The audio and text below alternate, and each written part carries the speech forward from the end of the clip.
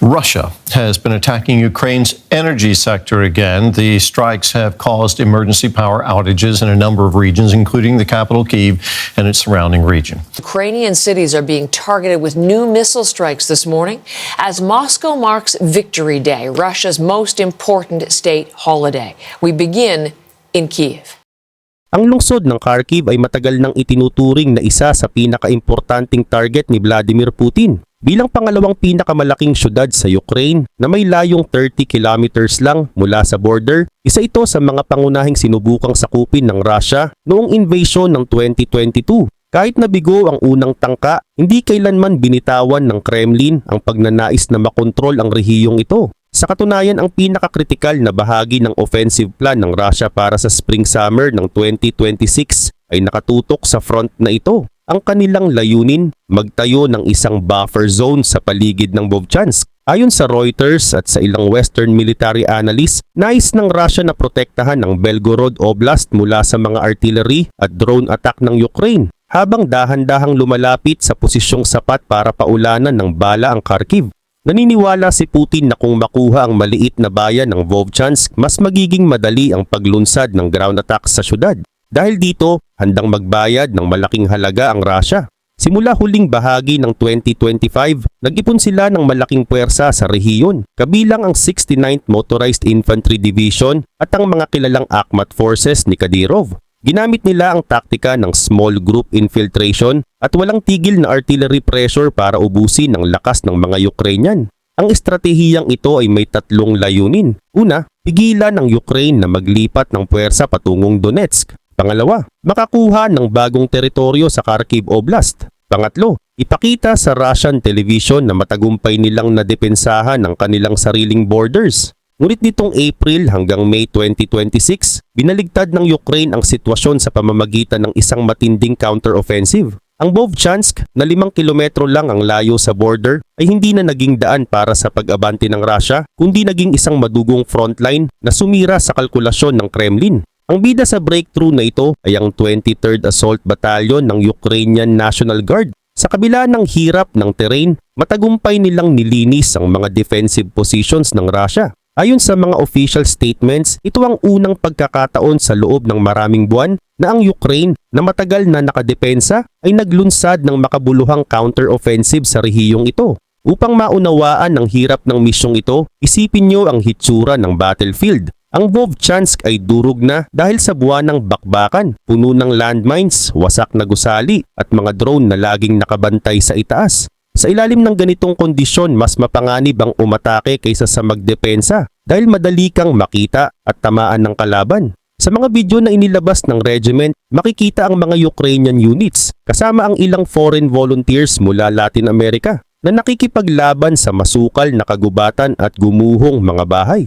Ang resulta, malaking pag-abante ang nagawa ng Ukraine sa paligid ng village ng Startsia. Ang Startsia ay may layong 4 hanggang 5 kilometro lamang mula sa border ng Russia. Dahil dito, ang mga tropang Ukrainian ay nasa striking distance na ng border ng Russia. Ito ang pinakamalaking takot ng Moscow. Sa ganitong kalapit na distansya, ang artillery at drones ng Ukraine ay maari ng direktang mag-monitor at umatake sa kabilang panig ng hangganan. Ang buffer zone na pangarap ni Putin ay tila naging isang malaking bitag para sa kanyang sariling hukbo. Kaya kapag na-clear ng Ukraine ang ganitong lugar, hindi lang sila nakakakuha ng lupa. Binabawasan nila ang taguan ng Russian forces, pinapahina ang kanilang depensa at pinipilit silang umatras sa mas mahirap hawakang posisyon. Sa direksyon ng Vilcha, iniulat din ng Ukrainian side na nakalapit ang kanilang puwersa sa paligid ng village at nabawi ang ilang posisyon sa southeastern part ng Vovchansk.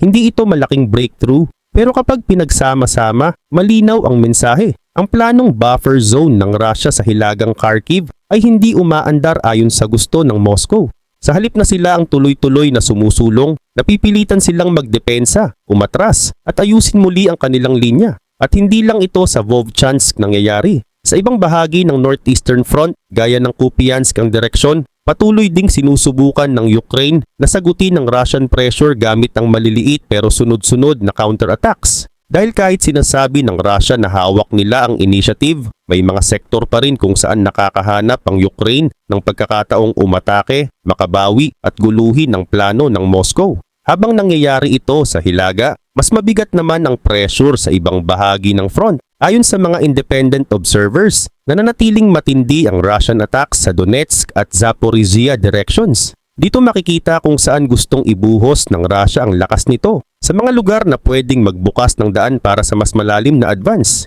Isa sa pinakamainit na punto ay ang Pokrovsk sector.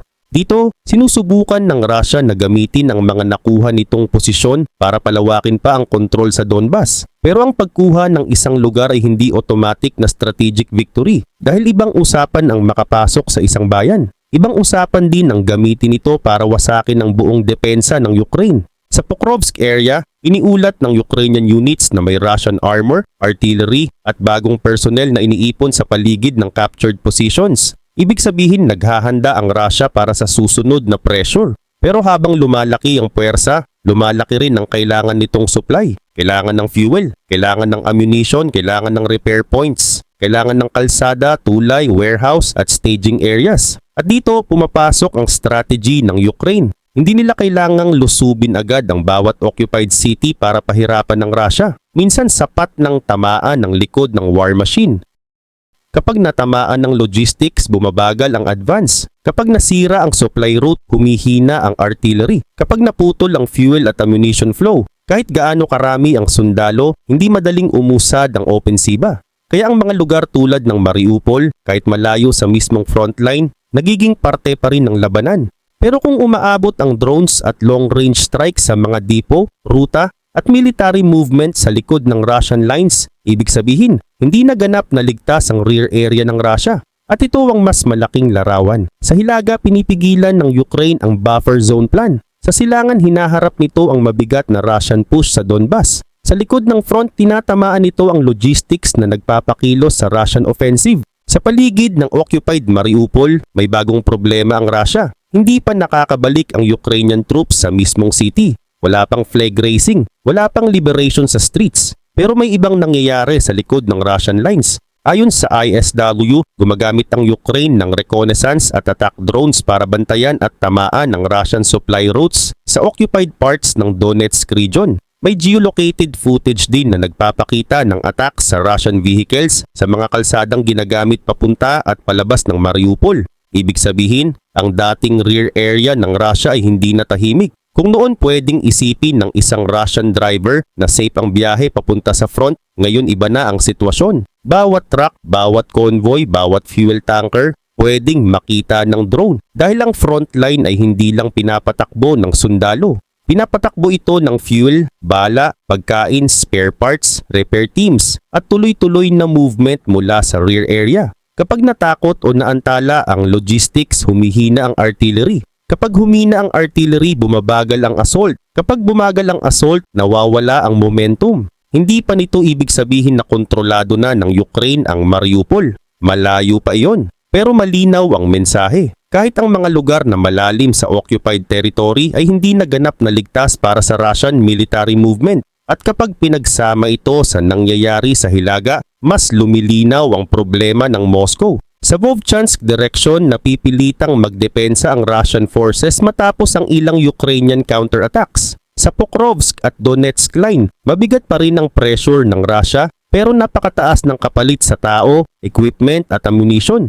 Sa South, drones naman ang nagpapahirap sa supply routes sa likod ng front. Ibig sabihin, hindi lang isang lugar ang hinaharap ng Russia. Sa Hilaga, pinipigilan ng buffer zone plan.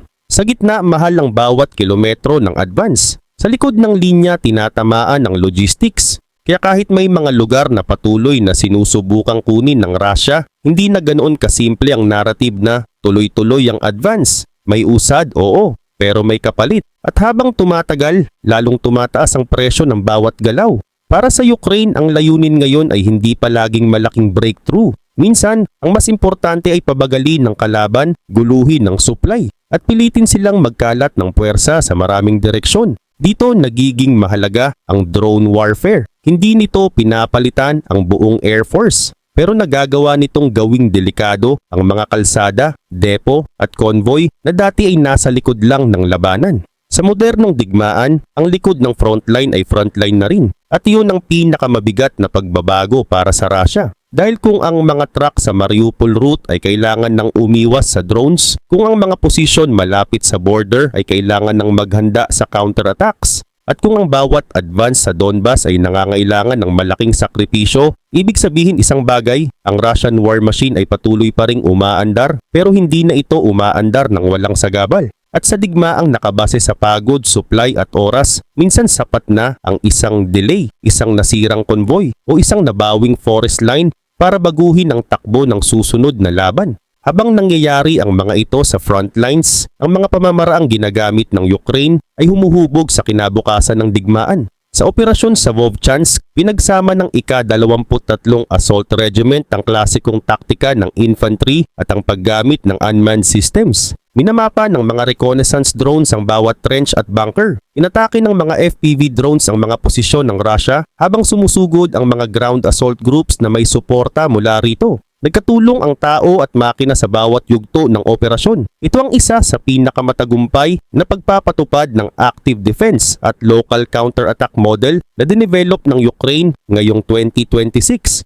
Nagde-deploy din ng Ukraine ng mga bagong AI-supported defense systems sa battlefield. Ang mga fiber optic drones na kontrolado ng mga pisikal na kable at hindi tinatablan ng electronic warfare systems ng Russia ay mas nagiging pangkaraniwan na sa front lines. Sinusubukan na rin ang mga AI-powered turrets para ma-detect at mapabagsak ang mga Russian UAVs at ang mga ground robots ay hindi na lamang experimental equipment. Mahigit 24,500 na robotic missions ang isinagawa noong unang quarter ng 2026. Hindi lang basta naglulunsad ng counterattacks ang Ukraine. Binabago nito ang mismong teknolohiya ng depensa at opensiba. Kaya ano na lang ang natitira kay Putin? Gumuho na ang plano niyang buffer zone sa Kharkiv. Ang mga puwersa sa Hilaga ay napilitang dumipensa at hindi naligtas ang kanilang rear area. Ngunit nananatiling mapanganib ang Russia at may iilan pang baraha si Putin. Ang Summer Offensive, ang pagdami ng puwersa ng ika-70 Tank Division sa paligid ng Pokrovsk at sa Orikhiv sector ay nagpapakita na nagpaplano ang Russia ng malaking opensiba sa Donetsk ngayong summer. Simple lang ang lohika ng Kremlin, bawiin ang mga pagkatalo sa Hilaga sa pamamagitan ng pagkuha ng teritoryo sa Timog Silangan. Pero susundin pa rin ng opensibang ito ang parehong attrition model. Libu-libong sundalo, daan-daang sasakyan, matinding dami ng casualties para lang makakuha ng ilang square kilometers. At ang drone network ng Ukraine na palakas ng palakas araw-araw ay lalo lang magpapataas sa halagang iyon. Mobilization. Ilang buwan nang sinusubukan ng Kremlin na punan ng kakulangan sa sundalo sa pamamagitan ng palihim na pagtawag sa mga reservists pero natatakot itong magdeklara ng full mobilization. Ang partial mobilization noong 2022 ay nauwi sa malawakang pagtakas at mga protesta. Baka mapilitan si Putin na gamitin ang barahang ito pero kapag ginawa niya ito, sasabog ang gulo sa loob mismo ng kanyang bansa, ang energy war. Sistematikong inatake ng Russia ang energy infrastructure ng Ukraine sa nakalipas na 3 taglamig. Ang parehong estratehiya ang nakaplano para sa winter ng 2026 hanggang 2027. Ang sirain ng heating at electricity systems ng Ukraine para pilitin ang mga sibilyan na sumuko. Pero mas pinatibay ng Ukraine ang kanilang depensa pagkatapos ng bawat taglamig at binibilisan na rin ng Western allies ang pagpapadala ng air defense systems. Diplomasya. Ginagamit ni Putin si Trump para magpilit ng ceasefire at negosasyon, dala ang mensaheng, nasa atin ang momentum, magkasundo na tayo ngayon. Pero ang katotohanan sa frontlines ay sumasalungat dito. Hanggat hindi umaatras ang Ukraine at patuloy ang suporta ng kanluran, mananatiling mahina ang diplomacy card ni Putin. At ang panlimang baraha, ang nuclear threat na nananatili pa rin bilang panakot. Pero paunti-unti na itong nawawalan ng kredibilidad araw-araw. 4 na taon nang iwinawagayway ng Kremlin ang panakot na ito. Pero hindi nila ito ginagamit dahil mas mabigat ang magiging kapalit nito kaysa sa hindi paggamit nito. Bilang konklusyon, lahat ng baraha sa kamay ni Putin ay alinman sa mapanganib, magastos o walang epekto. Ang buffer zone sa Hilaga ay gumuho na.